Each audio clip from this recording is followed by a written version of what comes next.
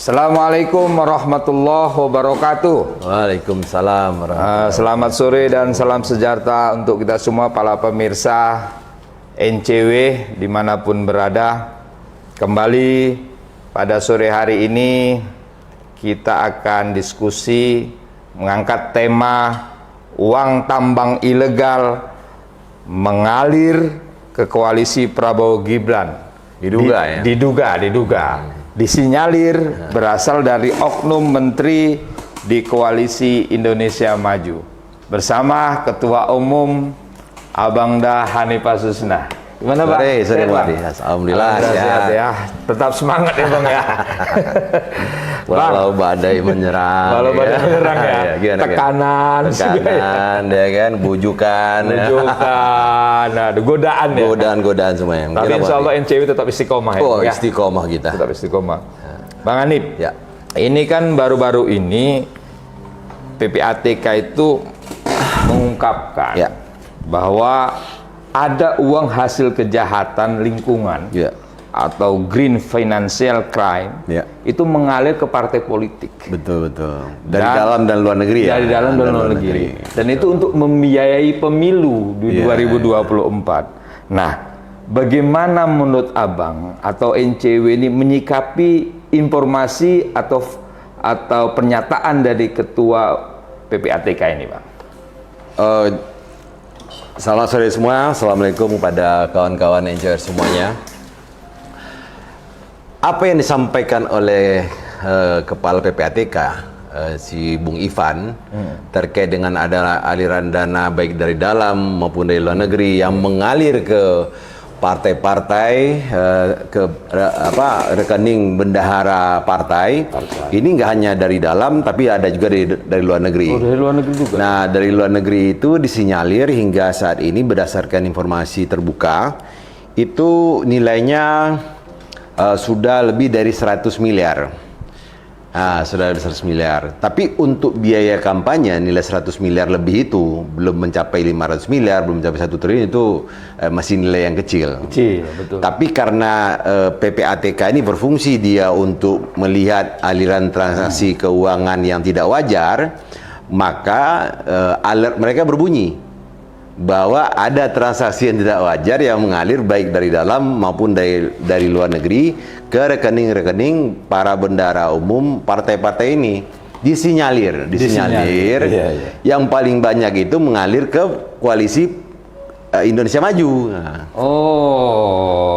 Di koalisinya Paslon 02 ini. Paslon 02. Kalau kemarin kan ada info juga yang datang ke kita bahwa yang mengalir ini boleh dikatakan ke Paslon 01. Ada juga? Ada juga kan? Ya. Nah, sekarang berdasarkan info dari whistleblower kita, dikatakan bahwa ada satu PT yang diduga melakukan penambangan ilegal nikel dan melakukan perambahan hutan tanpa IPPKH hingga merugikan negara lebih kurang 3,7 triliun. Wow.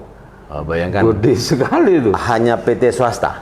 PT swasta ya kan, yang melakukan tambang ilegal nikel, tidak memiliki IPPKH dan disinyalir merugikan perusahaan hingga 3,7 triliun.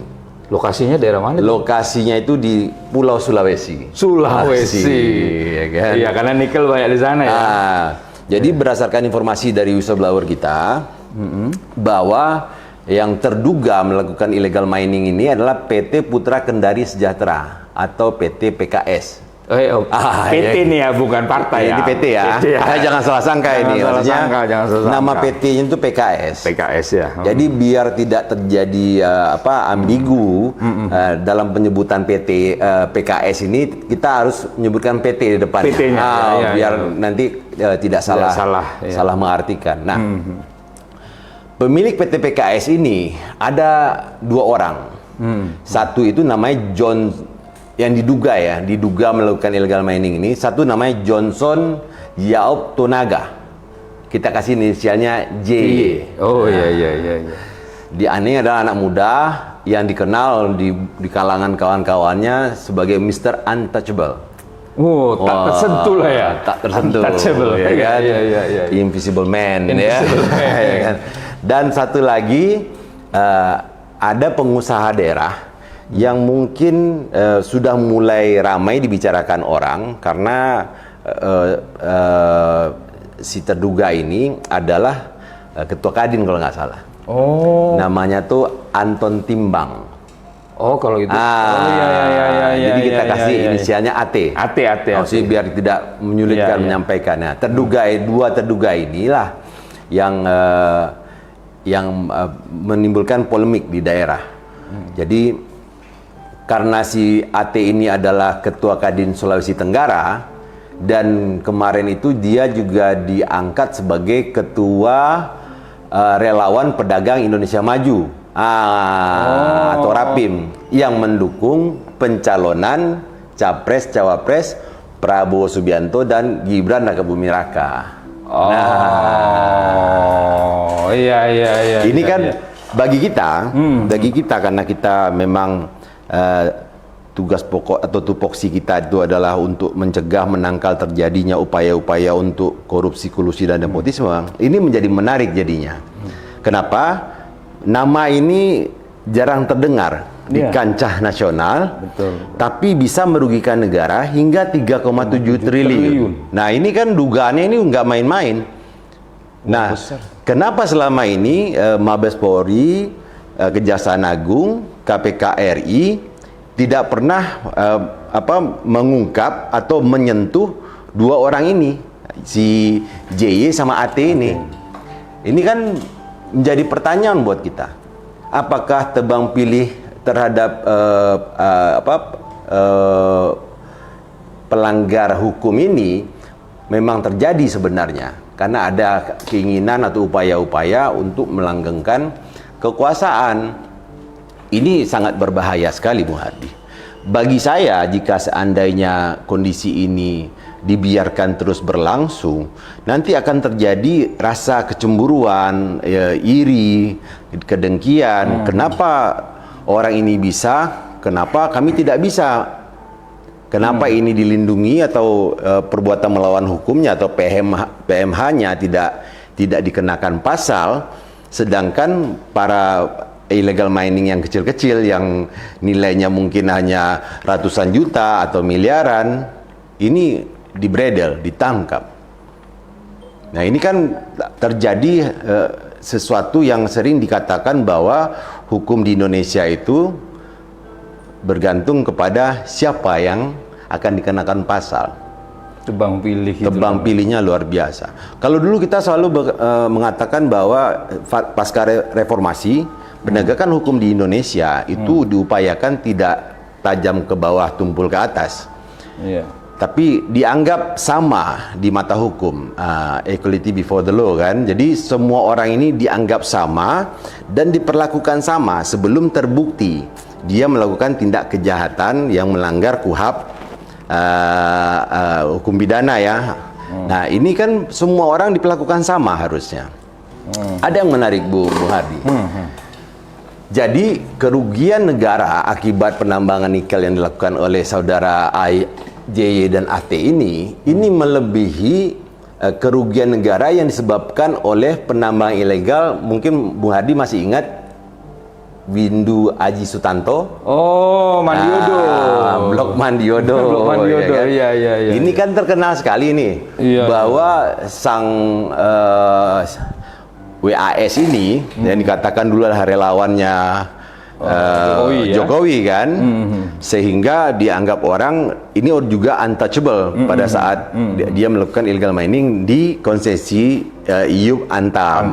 Betul. Akhirnya berkat kekuatan atau keinginan dari Kejaksaan Agung melalui Kejaksaan Tinggi, maka kasus ini akhirnya diangkat. Dan PT Lau yang dimiliki oleh Windu Aji ini akhirnya terseret.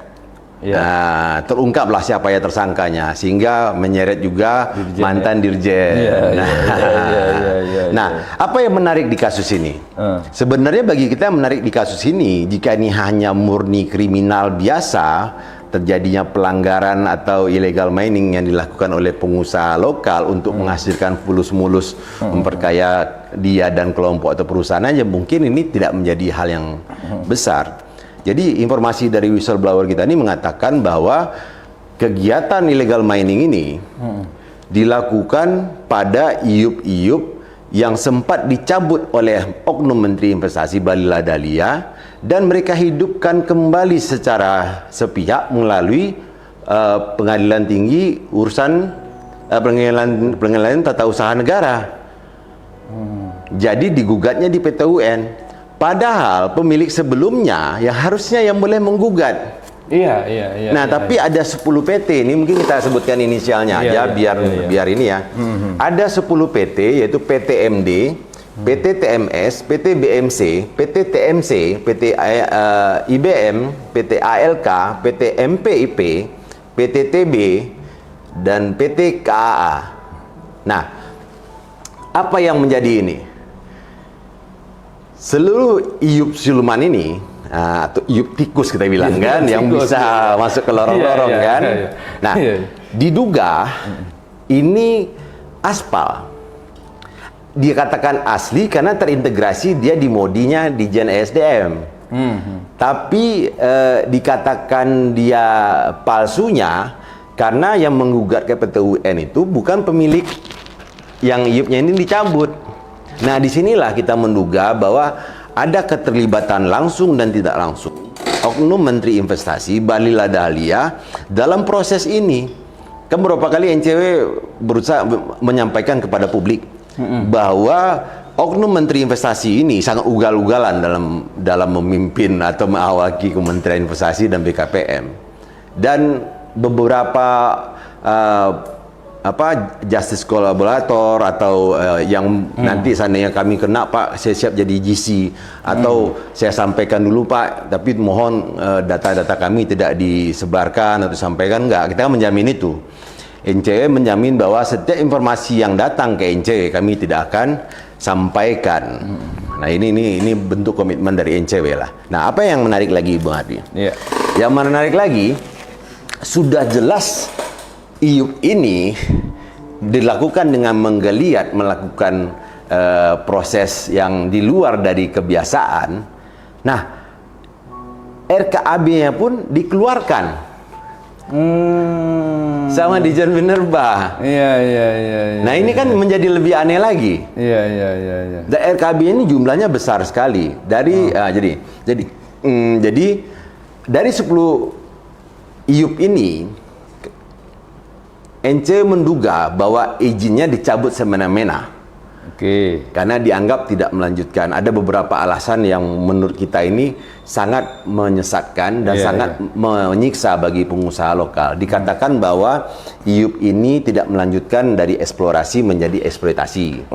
Dari eksploitasi tidak ada komitmen dia untuk membuat smelter atau segala macam, melakukan kerjasama dengan pihak lainnya. Ini informasi yang beredar di luar yang kita dalami.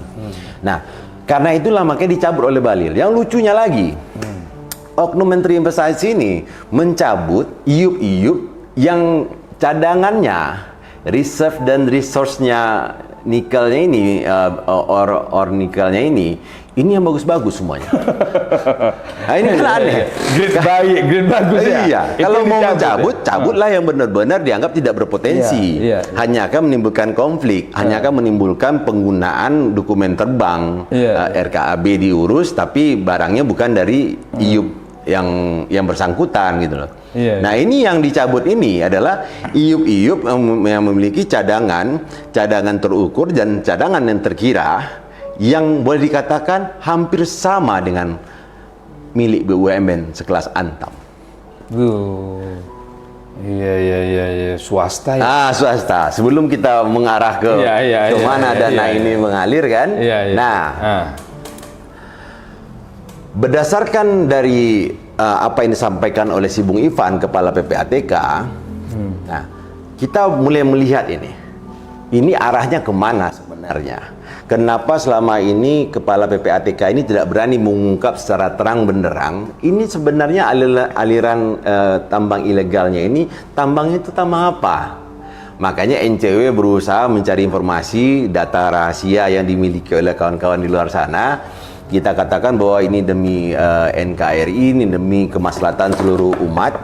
Tolonglah disampaikan. Dan kami siap untuk tidak mengungkap informasi ini berasal dari mana. Nah, ada yang lebih anehnya lagi. Sebenarnya saudara terduga AT ini beberapa tahun ini sudah mengemuka namanya bahwa dia terlibat dengan penambangan ilegal nikel karena dia melakukan penambangan di daerah yang tidak ada IPPKH-nya. Tapi lebih lucunya lagi, Anton Timbang ini diangkatlah dia sebagai Korwil Satgas Percepatan Investasi di Sulawesi, koordinator wilayah loh. Sulawesi. Di Sulawesi. Ini tertuang dalam Kepres Keputusan Presiden nomor 11 tahun 2021 tentang Satuan Tugas Percepatan Investasi. Jadi memang Anton Timbang ini memang tangan kanan atau terusan dari tangannya Menteri Diduga Investasi seperti dong, ya? itu. Diduga seperti itu. Diduga Anton Timbang ini dan saudara JY ini merupakan angkor atau jangkar bagi oknum Menteri Investasi BL ini untuk melakukan transaksi ekonomi dalam bidang pertambangan. Makanya begitu gagah dibilang bahwa untuk bisa biaya pemilu tahun 2024 ini Koalisi Indonesia Maju siap. Karena inilah semua orang tidak ada yang merasa siap dengan dana yang begitu besar triliunan. Tapi mantan aktivis sok jagoan ini kalau menurut saya ya, ini berkoar-koar terus dan ini benar-benar apa yang dia lakukannya ini mencerminkan bahwa tidak ada sedikit pun pembelajaran dia selama menjadi aktivis menjadi negarawan. Menteri ini sekelas negarawan. Kan ini sedikit level lagi dia bisa mencapai Presiden. Jabatan eksekutif tertinggi sebagai warga negara istimewa 1 dan 2 kan, presiden atau wakil presiden. Nah, apa yang dilakukan oleh oknum Menteri Investasi ini kembali lagi pelanggaran konstitusi. Pelanggaran terhadap Undang-Undang Nomor 28 Tahun 1999 tentang penyelenggaraan negara yang bebas dan bersih dari korupsi, kolusi, dan nepotisme. Bagaimana caranya saya mau bisa berdiskusi baik dengan orang-orang yang berusaha berkomunikasi supaya saudara Bahlil ini, ya kan, diberikanlah ruang untuk bisa memperbaiki kinerja, yang memperbaiki pamornya, memperbaiki sikapnya, memperbaiki attitude behavior dia enggak ini. Dan itu terungkap terus. Jadi ini seperti kecanduan.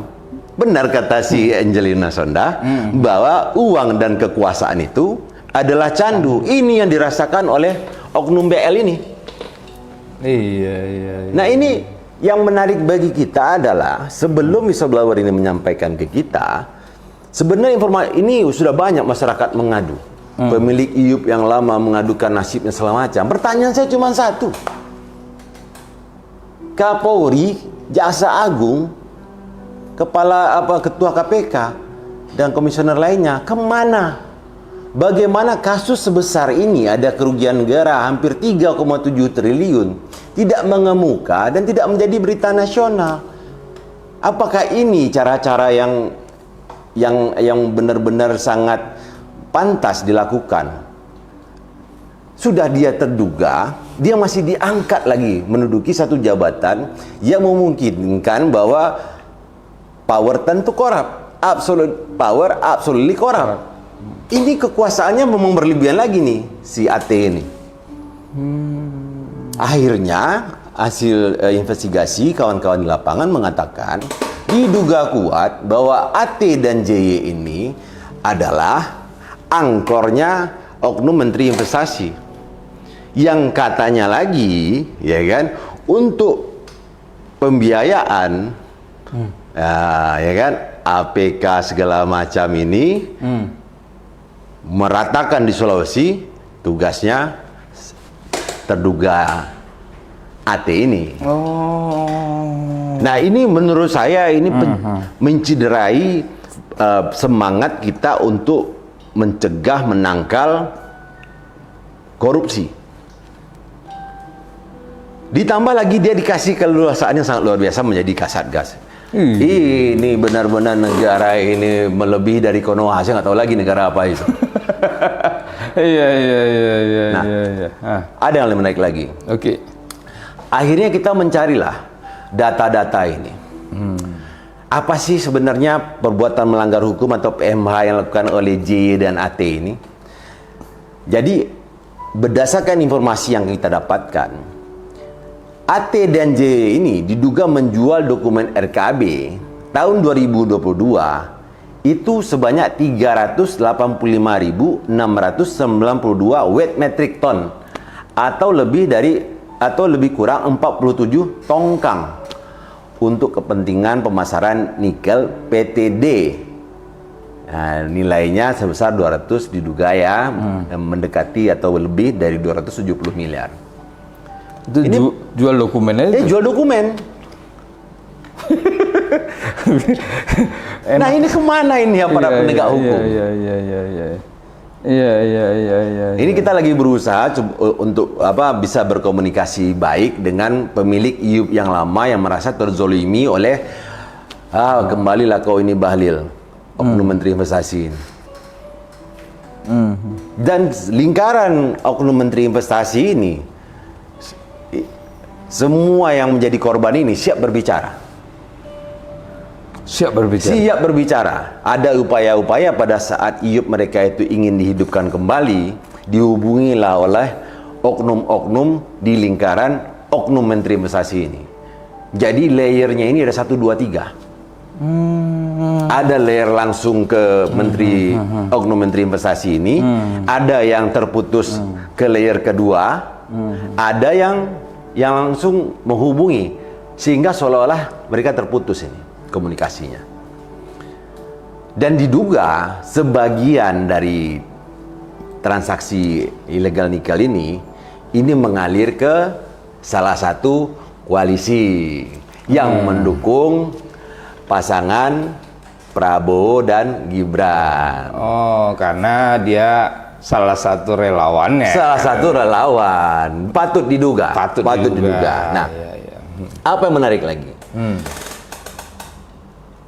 PTD yang kita bilang tadi itu yang diberikan dokumen, jaraknya dengan konsesi PT PKS ini 60 km. Nggak dekat. Biasanya orang pakai dokumen terbang ini mungkin hanya 2 kilo, 3 kilo, ya kan? Jadi seolah-olah mereka memiliki interkoneksi antar IUP ini. Nah, PT PKS ini,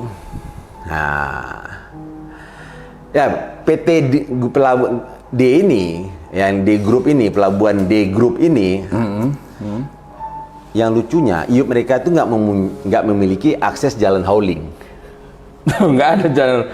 Bagaimana itu kalau sudah melakukan illegal mining, ya kan, menggunakan dokumennya si PKS, harusnya kalau pintar-pintar sedikit ini kan, mereka pura-pura melakukan penambangan, pura-pura melakukan penambangan, ya kan, jadi seolah-olah memang ada aktivitas di sana, tapi dokumen dipakai. Ini enggak, terang benderang bahwa yang pengguna dokumen terbangnya PT PKS ini diduga tidak melakukan aktivitas di sana karena nggak ada jalan haulingnya. Iyalah pasti. Ya.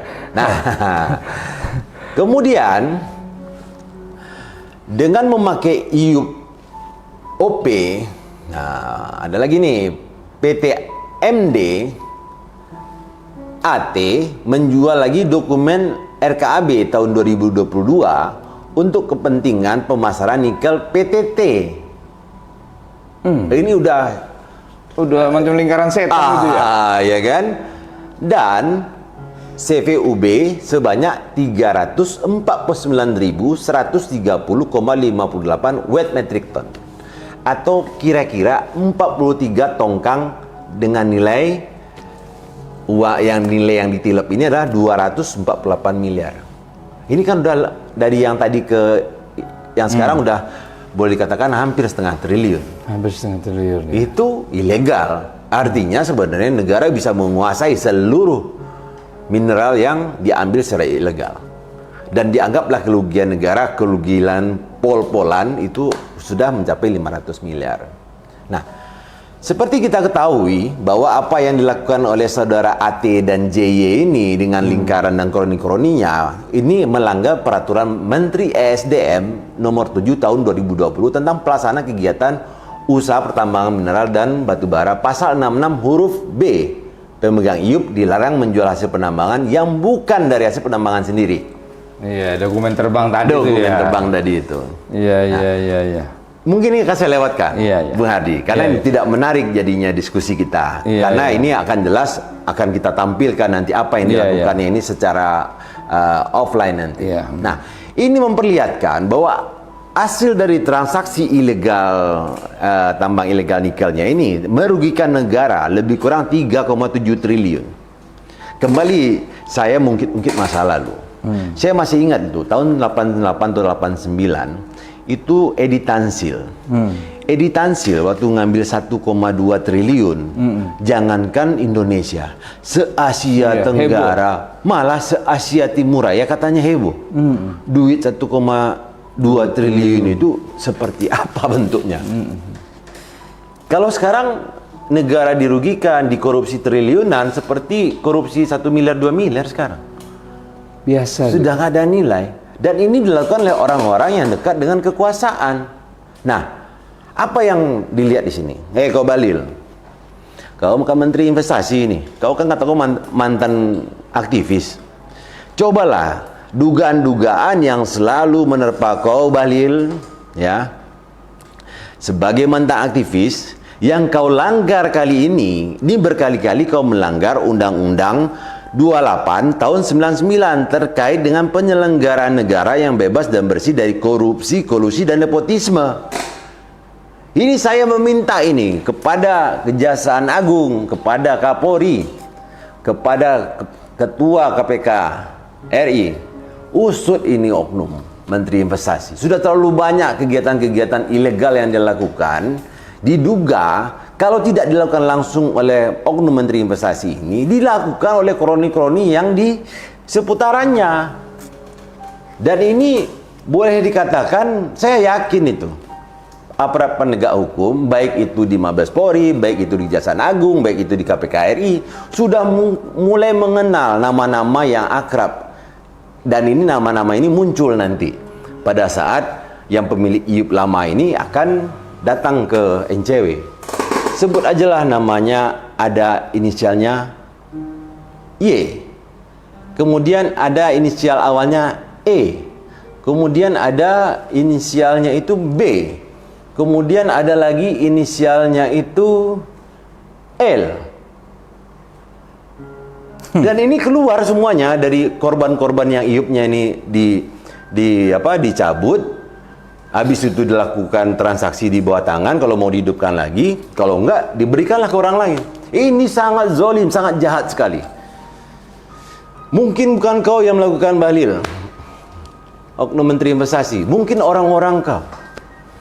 Tapi selama kurun waktu 4 tahun terakhir ini, apa yang kau lakukan untuk bisa mensejahterakan seluruh orang-orang yang berharap dengan bisa memiliki IUP, bisa memperbaiki kesejahteraan ekonominya, bisa memperbaiki keekonomian di lingkungan mereka.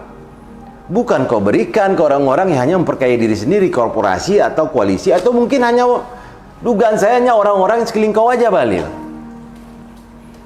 Sampai kapan kau kayak ini Balil? Kau terlalu pongah sekarang. Kau terlalu yakin uang yang kau miliki itu sekarang bisa membuat kau aman sampai nanti. Tidak Balil. Pemerintahan ini tidak berhenti sekarang, berhentinya besok. Hukum pidana itu dugaan ini, pelaporan ini, jika ini masih bisa dicarikan bukti, 9 tahun bro. Taruhlah tahun sekarang koalisi yang kau ini menang, besok orang berjuang kalah, masih berlaku 9 tahun. Masyarakat ini bisa menggugat atas perbuatan melawan hukum yang dilakukan oleh oknum menteri ini dan kroni-kroninya. Hati-hati Balil, hati-hati. Jangan sesuatu yang sudah bagus diperjuangkan dari awal, sesuatu yang sudah dibina dari awal, dari jenjang paling rendah kau sebagai aktivis jalanan, kemudian kau pinjam perusahaan itu dari senior kau itu, jangan sampai kau sukses sampai ke Jakarta, kemudian jadi ketua umum HIPMI, kemudian jadi pengurus Kadin, kemudian kau jadi menteri, terus kau hancurkan cuman gara-gara uang. Kalau kita mau bicara ini, banyak data informasi mengatakan bahwa oknum menteri investasi ini membuka beberapa rekening di overseas, di luar negeri. PPATK pasti mengetahui ini. Kalau hanya mencari data rekening yang dibuka oleh para menteri kabinet Indonesia Maju sekarang, saya yakin kepala PPATK ini Tahu. Bung Ivan ini tahu. Dan kami meminta Bung Ivan. Saya yakin Bung Ivan adalah orang baik. Orang baik selalu bekerja sama dengan orang baik dan selalu berbuat baik. Kalau emang mau mengungkapkan ini, kalau seandainya kepala PPATK tidak berani mengungkapkan langsung karena mungkin akan diberhentikan oleh Pak Lurah, ya kami siaplah menjadi garda terdepan demi menyelamatkan uang rakyat. Uang rakyat yang dibayar pajak dan dimanfaatkan oleh negara untuk menjalankan APBN. Dan ini sangat menyedihkan, memprihatinkan bagi seluruh rakyat Indonesia jika pajak yang dibayar oleh rakyat dimanfaatkan oleh oknum-oknum tertentu untuk hanya menguntungkan kelompok mereka, korporasi mereka, koalisi mereka, partai mereka, tanpa memikirkan rakyat yang hanya berharap dikasih 300.000, 500.000 hanya untuk mencoblos tahun 2024. Ini miris sekali. Dan apa yang membuat kita sangat muak, bahwa berkali-kali dilakukanlah teguran halus, lunak, keras, kasar, bahkan boleh dikatakan di atas kasar, bahwa pemberian bansos, pemberian BLT, pemberian apapun jenis kartunya atau iuran-iuran yang bisa dimanfaatkan untuk rakyat, jangan diklaim menjadi hanya pemberian dari satu orang, satu partai, atau satu koalisi. Ini tidak sehat. Politik ini sudah tidak sehat, hukum kita sudah tidak sehat. Masa kita pun berpikir pun, nalar kita pun jadi nggak sehat. Kenapa orang-orang seperti oknum menteri investasi ini masih dibiarkan berkeliaran di tanah Nusantara ini? Seharusnya ini orang yang sudah ditetapkan sebagai tersangka. Banyak sekali aduan-aduan. Yang saya heran, kenapa KPK RI tidak berusaha untuk mendalami, melakukan penyelidikan dan tingkatkan menjadi penyidikan. Hal yang sama dengan Mabes Polri. Hal yang sama dengan Kejaksaan Agung. Ini baru lagi kasusnya. Yang kemarin terkait dengan Dito Aryo Tejo. Jelas-jelas namanya diucapkan oleh tersangka, oleh terdakwa pada saat ditanya oleh hakim terkait dengan aliran dana 27 miliar. Nah, kemarin baru saya dengar bahwa Kejaksaan Agung dalam proses mendalami terkait dengan keluarnya nama Dito Aryo Tejo dalam proses pengadilan korupsi BTS 4G. Ini kan udah berlarut sebenarnya. Sedangkan si terduga ini bisa ketawa-ketawa, bisa di luar, bisa ikut party, ini segala macam. Negara kita ini berlandaskan hukum, tapi hukum tidak ditegakkan. Apakah ini yang namakan negara hukum? Bukan. Negara hukum itu sama semua orang di hadapan hukum, tidak ada bedanya. Mau dia menteri, mau dia itu jenderal, mau dia itu gubernur, wali kota, ketua partai, bahkan presiden sekalipun. Walaupun presiden dan wakil presiden dianggap sebagai warga negara istimewa, yang untuk melakukan peradilan terkait dengan pelanggaran pidana yang dituduhkan kepada presiden, panjang urusannya. Harus dibuktikan, dan proses ini panjang sekali sampai dia diberhentikan atau dipidanakan. Panjang sekali prosesnya. Melalui MK juga ya? Melalui MK. Tapi jangan mengatakan bahwa dengan ada kepentingan besar oleh Pak Lurah sekarang, kelakuan-kelakuan kriminal yang dilakukan oleh oknum-oknum pembantunya di sekeliling Presiden Jokowi ini tidak ditindak. Ini harus sebenarnya bahwa ada beberapa dugaan-dugaan yang sempat kita ungkapkan. Ini dugaan ini. Beberapa netizen berbahasa yang tidak pantas lah kepada kita di NCW. Tapi berkali-kali saya bilang kan, apapun ucapan terhadap NCW, apapun tudingan terhadap NCW, kita ini selalu menerima dengan lapang dada. Tapi kan belakangan terbukti bahwa rencana pembelian pesawat bekas Mirage 2000 versi 5 batal kan? Ya kan? Tidak jadi dia beli. Iya. Bayangkan itu berapa biaya entertain sudah habis itu untuk upaya pembelian pesawat bekas itu. Iya, yang bolak-balik disinyalir tuh hibah. Nah, ini kan menyesatkan jadinya. Nah, apapun yang NC coba ungkapkan ini adalah fakta-fakta yang kami terima dari beberapa sumber informasi atau data yang baik datang ke kami, baik menyampaikan melalui media sosial, dan kami menghimbau seluruh warga negara Indonesia yang benar-benar ingin menuntaskan kejahatan luar biasa yang namanya korupsi ini, jangan ragu-ragu, sampaikan ke media sosial kami. Walaupun sudah ada upaya-upaya dari pihak-pihak tertentu untuk melakukan kriminalisasi terhadap akun-akun kita dengan cara melaporkan. Tapi kita, selagi upaya kita ini inama a'malu binniat, apa yang kita lakukan, niat kita ini hanya untuk memperbaiki negeri ini menjadi lebih baik. Nah, kembali kita ke ini. Ya.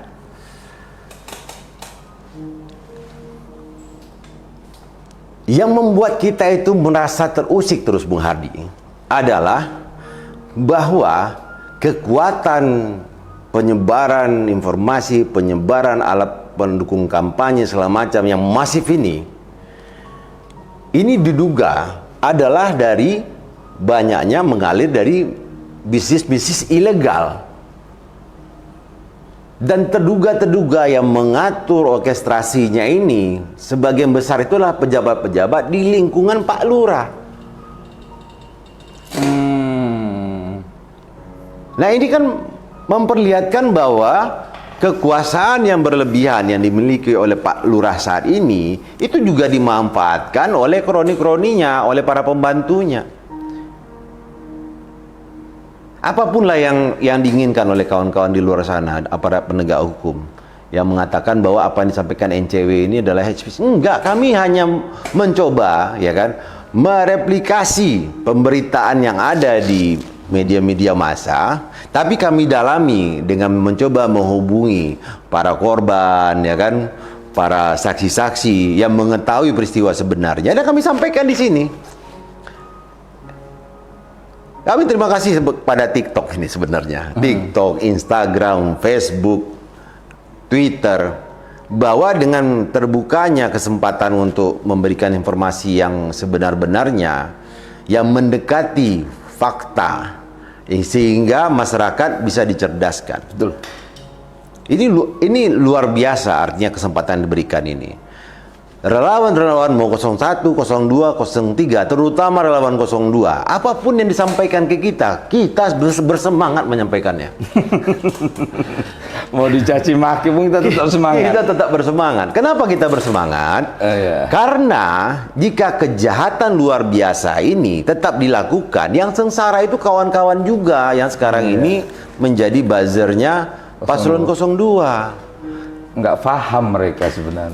Kami tidak menyalahkan bahwa ada bisnis yang namanya bisnis buzzer yang memanfaatkan kemampuan kawan-kawan di sana untuk mengelaborasi, untuk meningkatkan elektabilitas, untuk bisa menyampaikan informasi sentimen positif terhadap pasangan yang silahkan aja.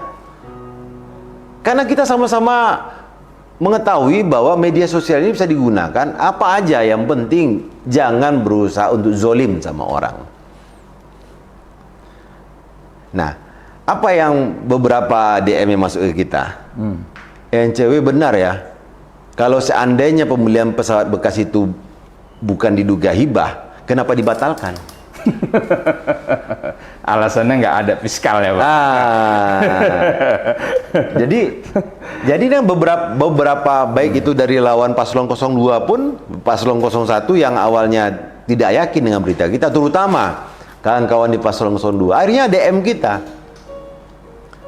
Waduh, salah kita kemarin ini NCW. Kalau seandainya memang NCW salah, Nggak akan mungkin itu dibatalkan.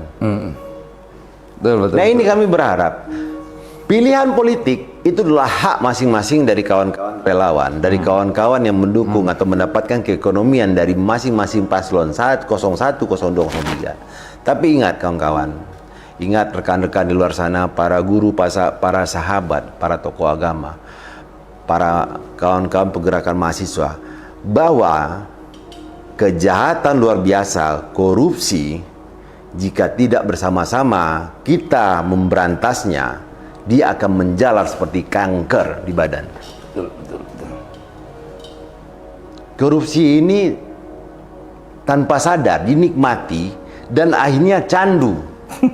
Benar, Bang. Iya. Jadi apa yang disampaikan oleh Angelina Sondah itu, pada saat itu saya pun tersadar bahwa kekuasaan dan uang itu adalah candu bagi orang yang tidak memiliki iman. Salah satunya itu oknum Menteri Investasi itu. Bang, Ya, ini gimana? kita teruskan lagi nih, Bang. Ya. Ini ada yang menarik. Tadi ada pernyataan Abang tentang banyaknya oknum-oknum di lingkaran penguasa.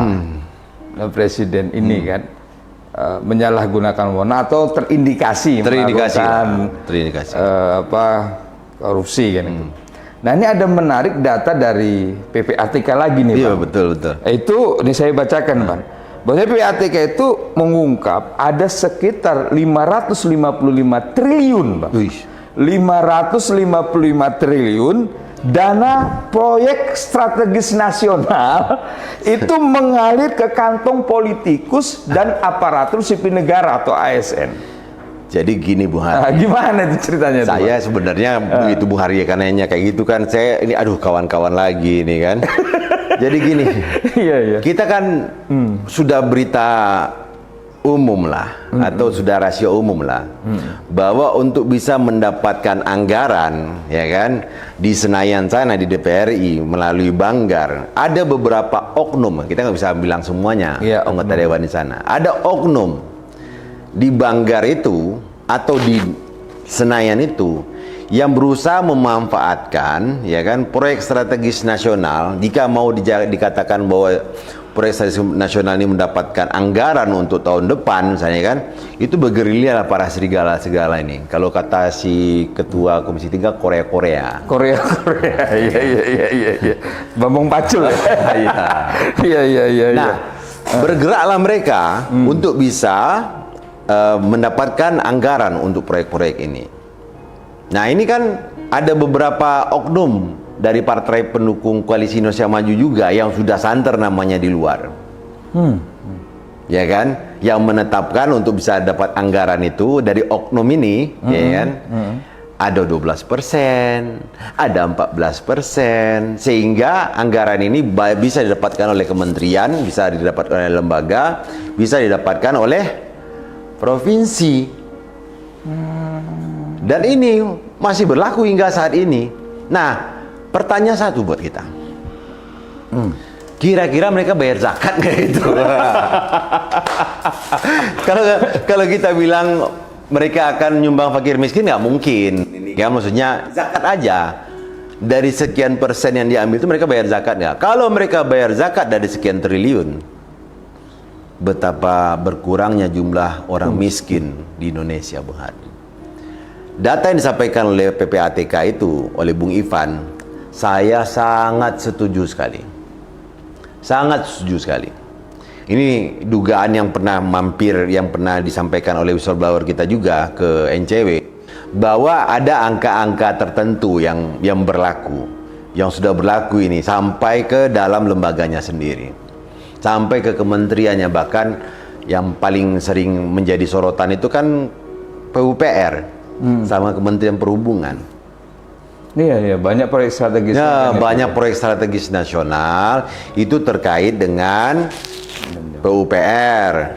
Perdagangan juga ada, perindustrian juga ada, karena ada kawasan industri khusus, kawasan ekonomi khusus. Iya, ekonomi ada khusus, juga kan iya. masih proyek strategis nasional. Iya. Tapi yang paling utama adalah proyek strategis nasional terkait dengan pembangunan jalan tol, pembangunan kawasan terpadu, pembangunan lain lainnya yang sifatnya itu memang menunjang kegiatan strategisnya negaranya kita. Nah, setelah dari Senayan, berdasarkan dari Mukidi ini menyampaikan informasi, ya kan? Mukidi bilang, setelah dari Senayan sampailah ke lembaga, sampailah ke badan-badan tertentu. Nah, ini pun dipotong lagi sama ASN-ASN ini.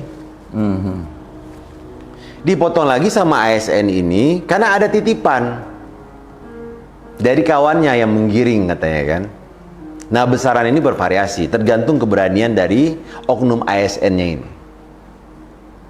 Oknum pejabat ini beraninya berapa? Ada yang bilang 5%, ada yang bilang 10%. Ada beberapa tertentu, beberapa proyek terutama di Kementerian Kesehatan yang kemarin sudah saya ingatkan, ini bisa mencapai 15-20%. Nah, ini selama ini yang kawan-kawan harus ketahui di seluruh Indonesia, bahwa jika ingin melihat di mana terjadinya korupsi yang benar-benar luar biasa, yang selama ini yang tidak terlihat karena ini terkait dengan keselamatan, kawan-kawan semua harus melihat bahwa di Kementerian Kesehatan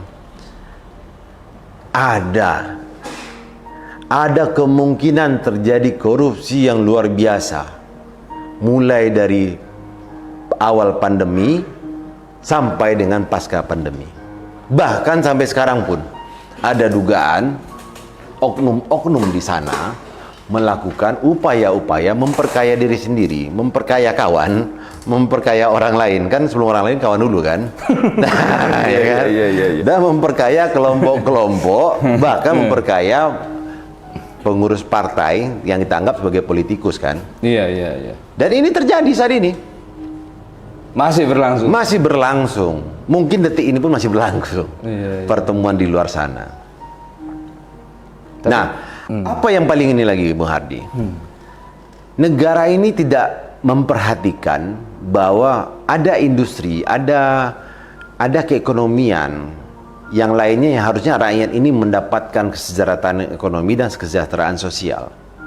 Bung Hardi, tadi pada saat siang kita nonton kan, ada bagi-bagi ayam orang di pinggir jalan sana. Iya. Apa yang terjadi di negara kita nih, Bung Hardi? Pak Lurah sibuk hilirisasi, sibuk nikel, sibuk batu bara, sibuk segala macam. Sehingga industri lainnya, ada peternakan unggas, ada peternakan sapi, kambing, segala macam, yang terdampak oleh tidak adanya kontrol terhadap harga di marketnya Indonesia, sehingga rugilah para peternak ini. Tahu Bung Hadi, selama 10 tahun terakhir ini, lebih kurang 9 tahun terakhir ini, berdasarkan dari yang kita tonton tadi, peternak unggas selama 10 tahun terakhir ini mengalami kerugian 3,2 triliun. Astagfirullah. Sudah pengusaha kecil menengah, UMKM, harga ayam potong modalnya 21.000 dibeli cuma 17.000 per kilogram karena tidak ada standar. Ini Menteri Perdagangan ini, oknumnya ini, Zulhas ini, kerjanya 12 pas, ya kan? Ini rakyat nggak diurus-urus. Iya. Ini kita patut mengkritisi. Iya, harus. Di mana negara hadir kan? Di mana negara hadir pada saat di depan mata ada sekelompok peternak yang membagi-bagikan ayam. Kalau kita lagi menterinya ini kan negara bayangan, ya kan, dan negara hayalan. Kalau kita begitu melihat apa itu, kenapa ada orang bagi-bagi ayam, hadir, gak usah menterinya. Kalau menteri pun hadir, pencitraan boleh. Iya. Ya kan? Iya. Hadirlah dirjennya, direkturnya, segala macam datang. Ada apa masalah apa? Enggak ada satupun pejabat di Kementerian Perdagangan, pejabat di Kementerian Pertanian yang datang menanyakan apa permasalahan intinya di sini. saking sudah gak rela mereka menjual unggas itu rugi kepada pengusaha restoran, lebih bagus dibagikan ke warga-warga. Nah ini miris ini kan. Apa yang dibangga-banggakan sekarang? Dikatakan bahwa, mohon maaf ini kawan-kawan di relawan paslon 02, jadi kalau dijanjikan lagi akan ini, akan itu, akan ini, akan itu, yang dilakukan oleh koalisi Indonesia Maju selama 9 tahun terakhir ini apa? Yang dicanangkan itu apa? Ya kami meminta ini, dengan tidak efektifnya food estate yang tujuannya untuk swasembada pangan malah menghancurkan hutan-hutan, memperburuk kondisi di daerah yang dibuat, food estate ini memang tidak efektif sama sekali. Dan kami tetap mendorong, meminta kepada Mabes Polri, Kejaksaan Agung, KPK RI untuk memeriksa oknum Menteri Pertahanan terkait dengan food estate. 6 triliun itu besar. Kegagalan 6 triliun food estate itu harus diusut tuntas. Kami meminta nih dengan sangat kepada Kapolri, Jaksa Agung, KPK RI, Ketua KPK, usut ini. Apa yang kegagalan yang dilakukan oleh PT Agrinas dalam mengelola dana food estate sebesar 6 triliun ini patut untuk diusut tuntas. Tetapkan tersangkanya. BPKRI pun mana hasil pemeriksaan terhadap food estate ini? Kemarin kita masih bisa bilang bahwa kata Presiden gagal 1, 2, dan 3 masih boleh. Nggak boleh Pak Presiden. Negara kok main-main ngatur ya? Nggak ada. Trial and error itu tidak berlaku pada saat penggunaan anggaran pendapatan belanja negara. Tidak berlaku Pak, trial and error. Kalau boleh semua penggunaan APBN itu trial and error, nanti Bapak akan mengalami kedahsyatan, mengalami musibah yang luar biasa. Dari Sabang sampai Merauke, yang awalnya spek untuk pembangunan ini, ya kan, dibikin spek baru pada spek awalnya pada saat proyek akan dilaksanakan, terus dia katakan, kami trial and error Pak Presiden. Enak aja. Food estate juga begitu Pak Presiden, gitu kan. Kegagalan 1, 2, dan 3 biasa Pak Presiden. Nah ini kan hancur negara kita. Hancur. Kemarin kita masih lunak, NCW bilang kan memaklumi kegagalan-kegagalan 1, 2, dan 3. Tapi diupayakan bagaimana menutupi kegagalan ini dengan program-program selanjutnya, bukan sekonyong-konyong datang polybag jagung gitu loh. Ini netizen mulai panas nih ya. Saya minum dulu. Iya. Iya. Amran Sulaiman, saya mengatakan bahwa ini orang pinter. Iya. Tapi kepintaran yang dimiliki oleh Amran Sulaiman ini disalahgunakan oleh Pak Lurah karena ingin menutupi ini, gemua ini. Iya, kesalahan yang dilakukan oleh kawan satu ini. Dan dugaan korupsi, kan tindak tanduk ada upayanya korup itu kan terlihat. Yang pertama, terjadinya perencanaan. Perencanaannya berapa triliun? Awalnya 2,1, kemudian 3,9 triliun. Begitu anggaran itu dikeluarkan, pasti lengkap dong KAK-nya, kerangka acuan kerjanya kan. OEE apa salahnya? Lengkap lah. Berarti kan ada target-target yang harus dicapai dengan justifikasi yang lengkap. Sehingga anggaran ini bisa digunakan tepat waktu, tepat sasaran, dan tepat waktu. Nah, apa yang terjadi dengan di food estate? Penggunaan anggaran 6 triliun, hasil tidak ada, kemudian alam rusak, kemudian tidak ada yang berani bertanggung jawab terhadap kerusakan hutan itu. Pernah nggak Bung Hadi mendengar PT Agrinas bertanggung jawab terhadap kerusakan hutan yang terjadi, dan jika dalam waktu sekian bulan kami tidak bisa menanami ini lahan-lahan yang sudah kami gunduli, kami bersedia mengembalikan dana atau anggaran yang sudah kami gunakan selama 2 atau 3 tahun terakhir ini. Nah itu baru top. Nggak ada, mana ada. Buang badan semuanya. Buang body kalau buang body ya kan. Iya. Apa seperti ini Bu Hadi? Iya.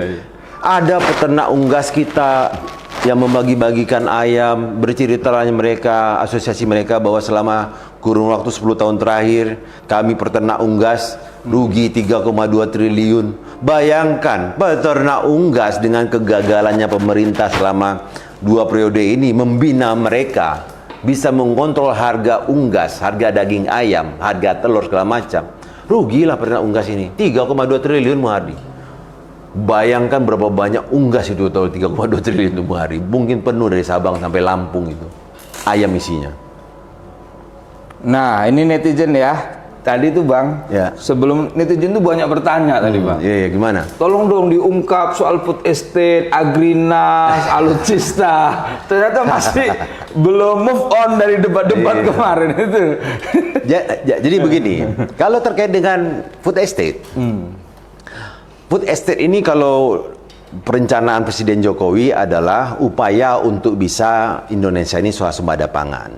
Nah, swasembada pangan ini kan nggak hanya sekedar makanan pokok beras. Pasti ada beberapa daerah yang butuh suplemen lainnya selain dari beras. Makanya ada pilihan untuk tanam jagung, Sagu ya. ubi. Ubi, Kalau ya. sagu kan susah, agak susah, lama ya. kan. Habis itu ada bawang segala macam, palawija lah untuk bisa mendukung itu. Kan kalau hanya makanan pokoknya aja kan nggak ada bawang, nggak ada segala macam, nggak ada ini kan nggak sedap juga makanannya, beras-beras aja kan sama ini kan. Nah, tapi apa yang terjadi? Di dalam perjalanan berdasarkan informasi yang kita dapatkan, tidak ada perencanaan yang konkret terkait dengan pembukaan lahan. Ini pembukaan lahan dulu nih. Jadi pembukaan lahan ini disinyalir, dipilihlah mana yang bisa barang ini bisa ditebang dan ada keekonomian. Bung Hadi pernah mendengar nggak? Lahan sebesar 200.000 hektar yang sudah dijadikan food estate, jumlah kayu yang ditebang adalah sekian meter kubik. Nggak ada. Di mana barang itu? Nggak ada, ya kan? Iya, Nah, iya, ini iya. yang teman-teman harus tahu semua, rekan-rekan harus tahu bahwa apa yang dilakukan di food estate ini adalah suatu kegagalan produk berpikir dari Menteri Pertahanan bahwa dia akan mampu mewujudkan cita-citanya Jokowi untuk swasembada pangan. Kenapa? Ini bukan tugasnya Kementerian Pertahanan. Ini tugasnya Kementerian Pertanian harusnya. Kerjasama dengan Badan Urusan Logistik yang mengetahui jika seandainya ada produk bahan pangan di sini, distribusinya seperti apa. Kan tidak mungkin juga Muhadi. Tiba-tiba terjadi peningkatan varietas beras atau padi di daerah tertentu, sedangkan di sana channel distribusinya nggak ada. Ya kan? Nggak ada windmillnya di sana. Yang untuk ini padi menjadi beras nggak ada.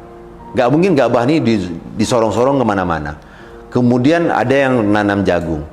Terus kalau semuanya ditanam jagung, apa tanggung jawab pemerintah sebagai off-takernya? Kemudian jagung ini akan dikonsumsi nggak oleh masyarakat di sekitarnya? Ternyata kajian itu nggak ada. Kemudian ada yang lebih menariknya Bung Hardi. Ada pelaksana teknis di lapangan mengatakan bahwa anggarannya nggak turun. Nah, ini harus diperiksa nih. Lah iya. Ada yang mengatakan bahwa kenapa terjadi kegagalan di beberapa wilayah food estate ini, dikatakan oleh mereka bahwa anggaran itu diduga, kita kan yang menduga kan, diduga anggaran itu tidak turun. Kemana anggarannya? Jadi setelah dipotong itu segala macam, dikatakan anggarannya nggak turun atau bibitnya nggak dapat, atau pupuknya segala macam, alasannya sehingga terjadilah kegagalan. Apa yang lebih mirisnya lagi Bu Hardi? Yang lebih mirisnya adalah pada saat mereka melakukan penebangan hutan untuk ditanam, mereka tidak melakukan soil test. Seberapa bagus haranya itu tanah sehingga memang cocok untuk ditanam umbi-umbian, ditanam ketela pohon, ditanam jagung, ditanam segala macam. Tidak dilakukan itu Bu Hardi. Ugal-ugalan. Yang penting tebang dulu, ratakan dulu, kemudian pancang bahwa ini adalah wilayah food estate. Ini lebih kepada penguasaan lahan, kalau kita ya menduga ini adalah penguasaan lahan seluas-luasnya yang kabarnya itu hampir 2 juta hektar. Lah bahaya. Dengan berlandaskan bahwa ini adalah penguasaan lahan konsesi untuk food estate. Terbayang nggak kalau food estate itu ada di Kalimantan Timur, Bung Hadi? Iya kan? Menjelang itu ditanam, bongkar dulu lah batu baranya kan? Iya. Iya kan? Ini kita patut berpraduga jadinya bahwa upaya-upaya yang dilakukan dengan kegagalan dilakukan di food estate ini, terutama oleh PT Agrinas yang di dalam itu adalah kroni-kroninya Oknum Menteri Pertahanan ini, masyarakat patut bertanya. Bahkan kami menghimbau nih kawan-kawan di Relawan 02, jangan melihat apa yang disampaikan oleh kami hanya di NCW melalui Nada dan Demokrasi ini. Lihat apa yang terjadi sebenarnya di wilayah masing-masing kawan-kawan, rekan-rekan pergerakan di luar sana, kawan-kawan relawan-relawan 012 dan 3. Jadi jangan hanya apa yang kami sampaikan atau para pengamat atau para tokoh-tokoh yang lain menyampaikan kegagalan food estate. Enggak, lihat sendiri ke lokasinya. Dan itu pun jika kawan-kawan bisa masuk ke lokasinya. Biasanya di sana ada pos monyet itu. Iya. Yang melarang masuk ke wilayah lokasi food estate. Seperti nggak ada perencanaan, tidak melibatkan ahli. Harus sementara Indonesia itu punya badan BRIN yang peneliti kan di pertanian juga ada BPPT, ada betul. Di Kementerian Pertanian kan ada ini juga. Sepertinya ini menyelenggarakan ada negara. IPB juga. Kita punya Institut Pertanian Bogor yang benar-benar bisa tahu bagaimana mengelola pertanian dengan baik dengan keilmuan para profesor, para doktor di IPB sana. Dan memanfaatkan teknologi untuk pengairannya dengan teman-teman yang ada di ITB atau di ITS Surabaya atau di universitas lain yang memiliki kemampuan untuk melakukan itu. Apa yang paling ini, Bu Hadi? Kenapa food estate ini tidak memanfaatkan lahan-lahan pertanian yang selama ini tidak bisa digarap karena mereka nggak memiliki uang untuk menggarap? Betul. Kenapa, Bu Hadi, mereka nggak lakukan itu? Karena kalau dilakukan itu terlihat di lahan terbuka dan banyak mata yang melihat. Makanya NCW menduga bahwa program food estate yang gagal ini diduga inilah tempat triliunan uang di proyek strategis nasional ini mengalir ke kantong-kantong oknum ASN, oknum partai politik, politikus, dan oknum ada TNI Polri juga. Berarti benar ya ini kan Bung Ivan itu ya, kepala PPATK itu ya. Karena proyek strategis nasional food estate nih kan.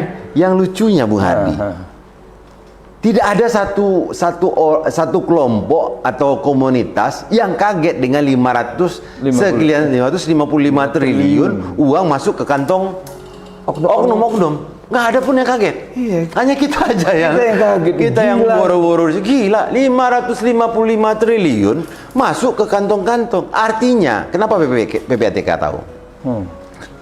PPATK tahu ada pergerakan uang karena ada profil-profil tertentu.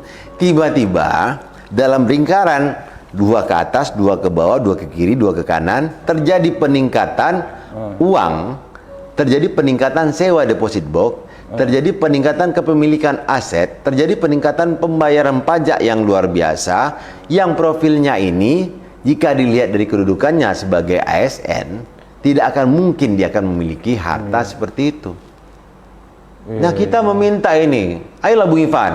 Bung Ivan jangan ragu-ragu bahwa Bung Ivan sekarang ini seperti mutiara dalam jalan yang benar-benar sangat jorok ini. Bisa bersinar menyampaikan bahwa ada aliran yang tidak wajar di beberapa rekening oknum-oknum ASN, partai politik. Ini diungkap aja Bung Irfan. Maksudnya jangan setengah-setengah.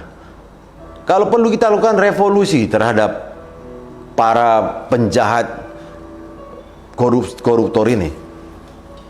Ini udah benar, yang dilakukan oleh Kepala PPTK ini udah benar. Tapi setengah-setengah Bung Ardi. Iya. Emang ini harus dilaporkan ke Presiden?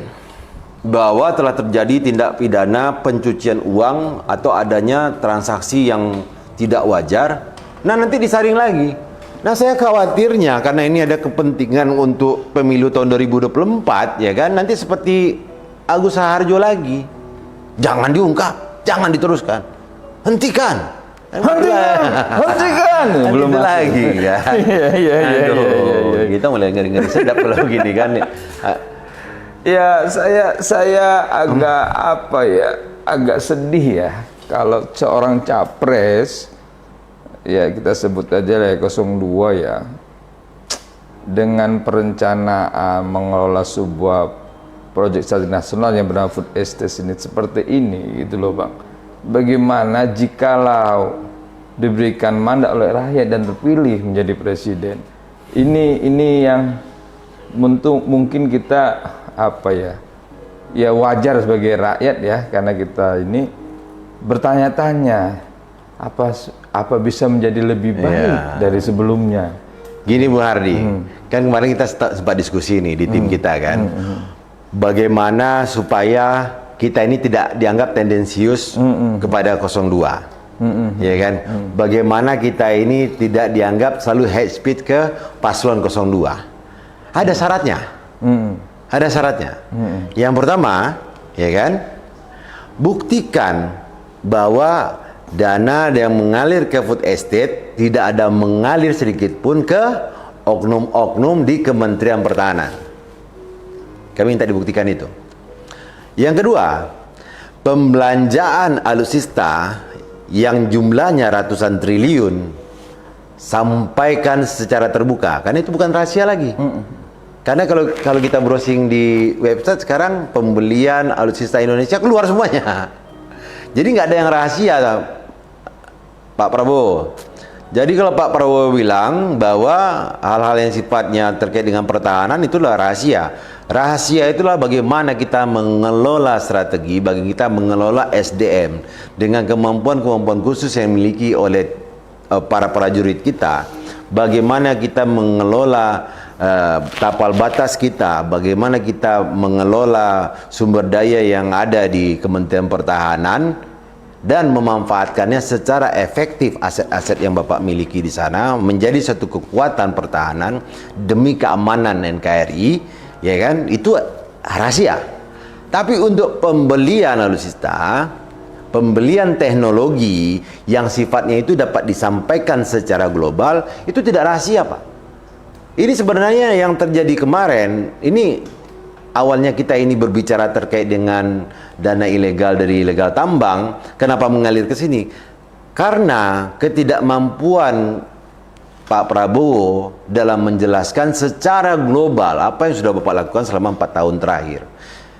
Seharusnya Bapak bisa menjelaskan bahwa belanja sekian ratus triliun itu digunakan secara global untuk apa.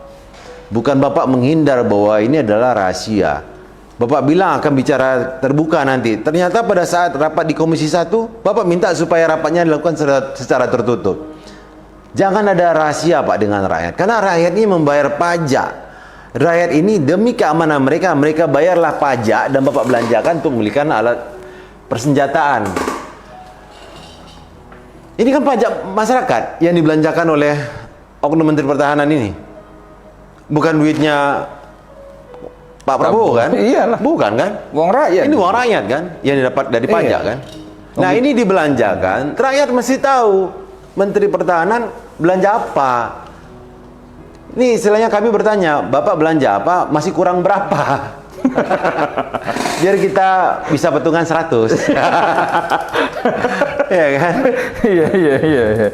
Gitu Bung Hardi. Iya. Jadi kalau kawan-kawan bertanya terkait dengan food estate, terkait dengan PT TMI yang menjadi konektor ya untuk pembelian alutsista, ini sebenarnya informasinya sangat terbuka. Ya, kami hanya berusaha memberikan informasi bahwa yang kawan-kawan rekan-rekan cari, bapak-bapak cari, para guru cari informasi ini semuanya terbuka di internet, di website, di googling itu sudah keluar itu. Informasi terkait dengan kegagalan food estate di Sumatera Utara, di NTB, NTT, di Papua, semuanya keluar. Yang paling penting harus diketahui bahwa pengelolaan anggaran pendapatan belanja negara yang sifatnya itu adalah belanja modal, itu harus dipertanggungjawabkan bahwa perencanaan program, pelaksanaan program sama program ini dinikmati oleh rakyat, ini harus inline. Gak bisa tiba-tiba dikatakan ada hal tertentu yang kami tidak bisa ceritakan. Loh, ini kan uang rakyat. Ceritakan aja kendalanya, Pak Menhan. Coba Bapak lihat. Ratusan ribu hektar yang sudah ditebang itu tidak berhasil ditanam. Apakah Bapak tenang tidurnya? Kemudian Bapak masih mau koalisi Bapak ini akan membuat lagi food estate.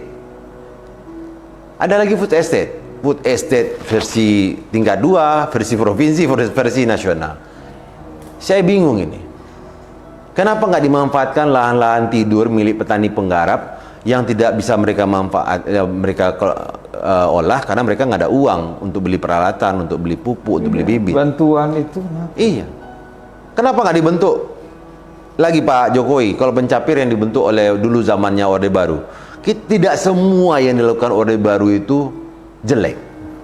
Banyak hal yang di Orde Baru itu yang dilakukan dengan repelitanya ini hasilnya terlihat.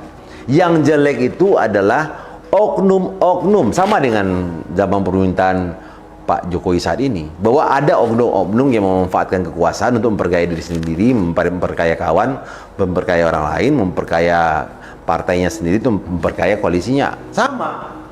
Dan ini lebih dahsyat korupsinya dibandingkan zaman Orde Baru dulu. Dan apa yang dipertontonkan sekarang Pak Jokowi, ya terutama ini calon presiden nih, Prabowo Subianto dan Dinda Gibran Raka Buming Raka, bahwa apa yang sudah dilakukan yang tidak tepat selama 9 waktu terakhir ini diperbaiki, jangan dikatakan melanjutkan. Kalau katakan melanjutkan apa yang sudah dilakukan oleh Presiden Jokowi dengan program-programnya, saya khawatir korupsinya pun akan dilanjutkan, mengerti? Betul. Iya, betul. Iya, Kan betul. dikatakan melanjutkan apa yang sudah dilakukan. Apa iya akan dilanjutkan? Kegagalan membebaskan lahan, membayar pembebasan rakyat gara-gara proyek strategis nasional jalan tol Sumatera, pembebasan jalan tol lintas Jawa, iya kan? Pembangunan kereta api di Sulawesi, pembangunan IKN yang ada beberapa lahan katanya belum selesai dibebaskan, bahkan ada masyarakat adat yang terdampak, nggak jelas mau kemana mereka. Apakah itu yang akan dilanjutkan? Apakah program-program yang selama ini tidak memihak kepada rakyat kecil, yang tidak memihak kepada pengusaha kecil, yang tidak memihak kepada industri-industri kecil, ya kan, yang harusnya menjadi perhatian pemerintah sebagai pembina? Apakah ini akan dilanjutkan lagi? Tidak. Jadi saya mau mengatakan, harus lakukan perubahan, nanti 01, hei, kita itu, tadi kan? Tidak juga. Iya. Tapi ada hal-hal yang harus ditingkatkan, di-develop lah. Kalau dikatakan perubahan itu berarti sesuatu yang ada sekarang metamorfosa, ya kan? Dari ulat menjadi kepompong menjadi kupu-kupu, ya kan? Itu perubahan. Nah, yang dilakukan sekarang adalah melanjutkan yang sudah baik, memperbaiki yang tidak baik, ya kan? Yang belum baik, meninggalkan yang tidak baik. Kelakuan koruptus ditinggalkan. Bung Hadi percaya nggak harga senjata, harga peralatan di Kemenhan itu harganya itu, misalnya untung rekanannya itu cuma 20-30%? Nggak percaya. Nggak ada satupun orang saya percaya, saya survei nih, 100 orang saya tanya, ya kan, 99 dia bilang, saya ini antara percaya dan tidak, berarti 99,99 sebenarnya. Ada satu orang, saya percaya, masa sih, tapi saya nggak percaya juga, tapi saya percaya juga. Nggak ada orang yang percaya bahwa penggunaan anggaran di Kementerian Pertahanan itu, pembelian, karena diungkapkan sendiri oleh saudaranya Prabowo Subianto, Hasim Joyadi Kusumo, bahwa pada saat dia melihat dokumen, harga senjata itu 10 kali lipat. 1000% berarti ya? Iya kan? Iya, 10 kali lipat.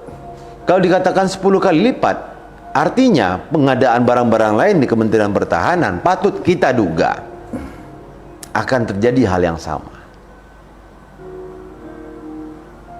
Jadi kalau benar-benar ingin kita nih tidak menyoroti lagi oknum Menteri Pertahanan ini, buktikan itu bahwa pembelian alutsista yang sebesar ratusan triliun itu seberapa banyak dan berapa harganya.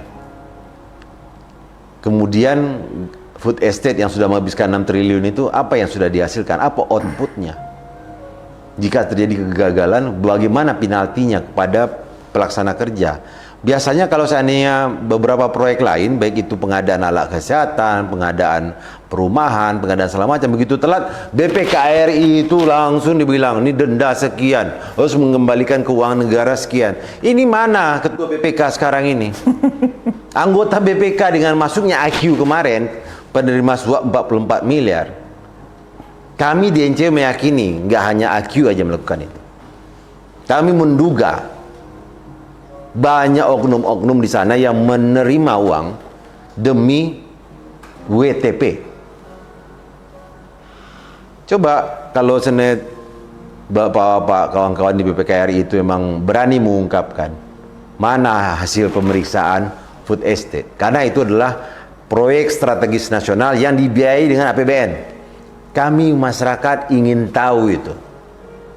Kemudian pembelian alutsista yang dilakukan oleh Kementerian Pertahanan, kami juga ingin tahu seberapa besar progres yang sudah tercapai hingga akhir tahun 2023 dan seberapa besar biaya yang digunakan, yang diminta di akhir tahun kepada Sri Mulyani digunakan untuk pembelian peralatan, bukan untuk kegiatan yang lain. Ayolah Ketua BPKRI, jangan takut, walaupun saya tahu pemilihan di sana itu menggunakan partai politik, ya kan? Iya. Tapi ya jangan takut untuk mengungkap ini. Siapa lagi kita percaya?